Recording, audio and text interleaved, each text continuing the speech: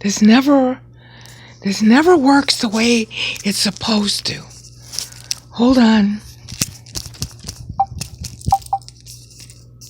There. Pain in the neck. I gotta get a different... I don't know how to fix this. Hi! My voice is getting better. Do you notice? A week ago, I couldn't speak but one syllable at a time, drawing breath. Now I'm able to almost speak whole sentences. Okay, we're back to Luke 21, and this time, instead of Nero, we're going to talk about Nero's death. Remember, Nero was the 11th syllable denoting Caligula's death in Matthew 24:1.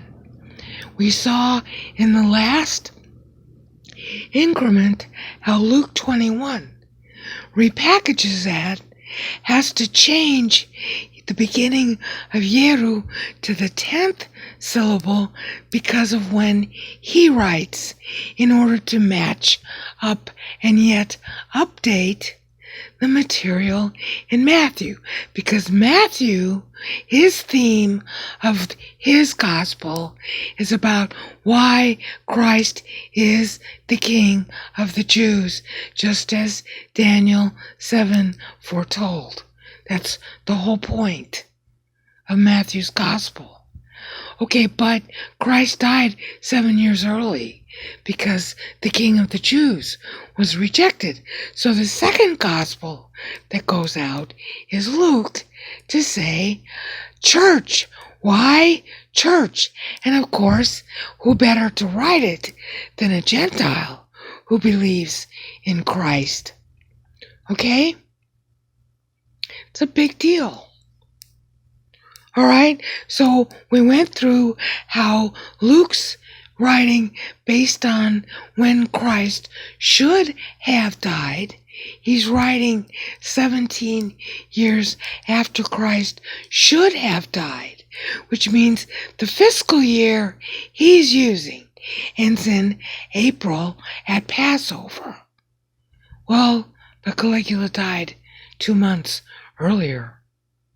So technically, Caligula died 10 years after Christ died, not quite 11. So you can't split a syllable, so you have to go back to the 10th syllable. You can't say 10.10, for 2 months short. You have to just say 10. So Nero has to occur at the 10th syllable. All right? So that was Caligula. Okay, but what about Nero?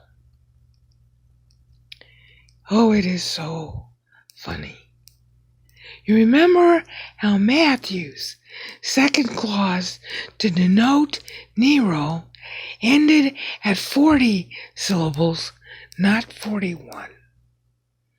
But because we have to add a syllable from 16 to 17 to keep it consistent, Luke has to end his at 41. Now, 28 is the real dateline. Remember, I said that ever since Moses started writing in Genesis 1, Moses tells you when he writes Genesis, by the first time the Hebrew text syllable count is divisible by 7, okay, which happens to be 63, which he also uses for Psalm 90, which has to do with Israel's period of slavery. I cover that in the Genesis videos. But what you need to know is that's the precedence. Just like anybody will tell you in seminary, Genesis sets the precedence for all of the hermeneutics of the Bible. That includes the meter. So the first time the text 7s in this chapter is right here at 28, which we already know is after Christ dies. So he's first using something that is not divisible by 7, 17 years. Now he's using 28 years, which is 28 years after Christ actually died. So he writes in 58 AD, which is the same year Paul writes.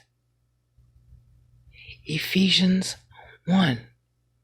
Now Paul started writing Ephesians in 56, which I show in the Ephesians videos.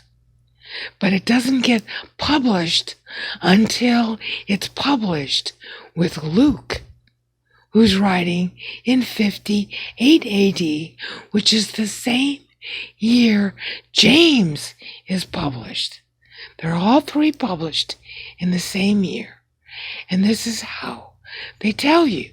James uses the same convention that Luke uses. So now, that's 28 in the second line, which is the end of verse 5. Okay, I'm not going to go through the details on that because I needed to tell it to you.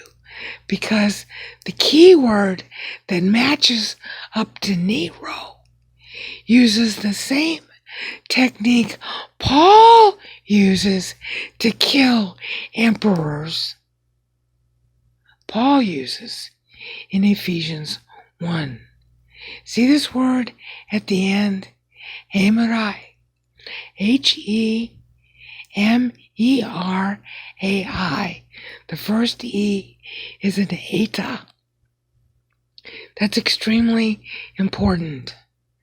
The eta, the first E there, that looks like kind of a funny looking N with a long tail.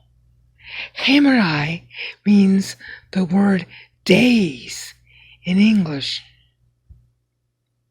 The eta for hey, Marai, is the exact letter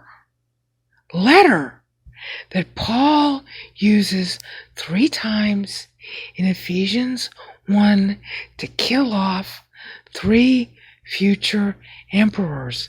So in the next increment, I have to show you what Paul does. Because Paul's letter and Luke's gospel and James are all being published to the public in 58 AD at the same time. That's when Paul goes to jail. That's why they are all 3 published.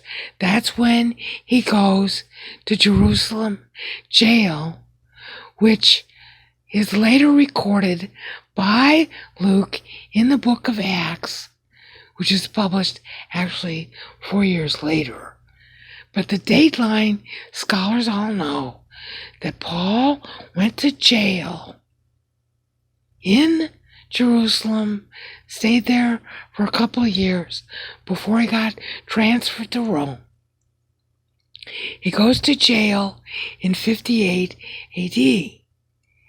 Now, it's important because by this we know that 69 AD, denoted by the eta there in Hemerai, is depicting the death of Nero using the same wit that Paul uses in Ephesians, which comes out the same year that Luke's gospel goes out. So when he uses mid-iyeru above for Caligula, he switches it and modernizes the 69 AD. Instead of using mid-iyeru again, he's going to play on Paul in Ephesians 1 using the Eta for 3 future emperors. Nero precedes all 3 of them.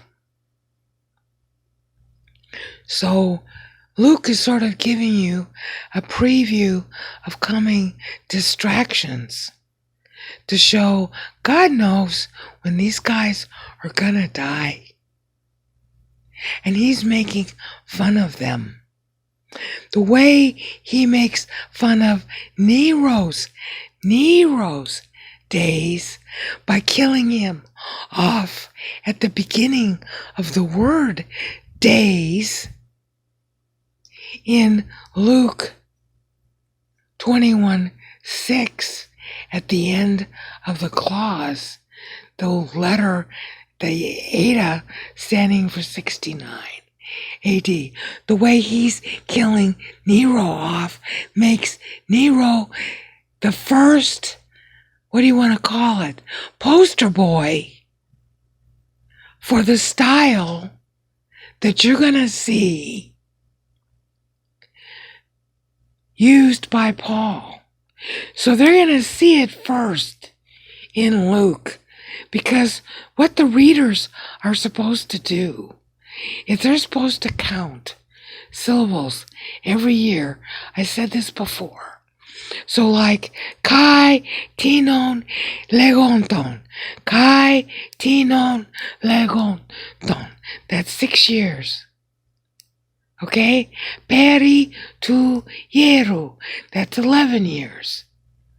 So 11 years after Christ died is 41 AD. Caligula is dead. Pretend you're reading this when Caligula has just died. You'd be laughing your head off at how precise God is.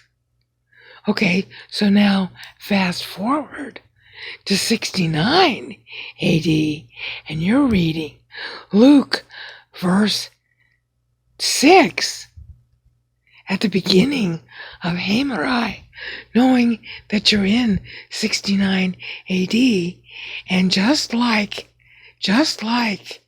Caligula, Nero dies in January at the beginning of the year, at the beginning of the days of that year. That's when the civil war for Rome itself begins. The days of this civil war. Are you beginning to see the biting wit of God? And of course, see is right here. Theorete. Witness like a theater. Okay. Ignore that. I will answer it later. So that's what you need to know. I better stop here.